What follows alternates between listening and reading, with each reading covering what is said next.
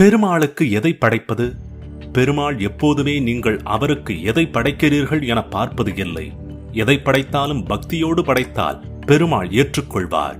கீதையில் கூட கண்ணன் இலை, மலர், பழம், நீர் முதலியவற்றை தூய பக்தியுடன் பலனை எதிர்பாராமல் அன்புள்ளத்துடன் எவன் அளிக்கின்றானோ அதை நான் அருந்துகிறேன் என்கிறார். ஆனாலும் மகாவிஷ்ணுவை நெல்லி வைத்து வழிபடுவது கூடுதல் சிறப்பாக புராணங்களில் விளக்கப்பட்டுள்ளது.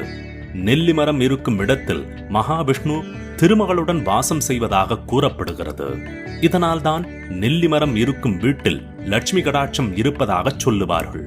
நெல்லி இலைகளால் அர்ச்சனை செய்வதும் நெல்லிக்கனியை பிரசாதமாக வைப்பதும் விஷ்ணு பெருமாளுக்கு மகிழ்ச்சி அளிக்குமாம். பிரம்மனால் உருவாக்கப்பட்ட நெல்லி மரத்தை வெள்ளிக்கிழமைகள், அமாவாசைகள், ஏகாதசி நாட்கள் தோறும் சுற்றி வந்து வழிபட்டால் பெருமாளின் அனுக்கிரகத்துடன் லட்சுமி கடாட்சமும் கிடைக்கும் என்பது நம்பிக்கை.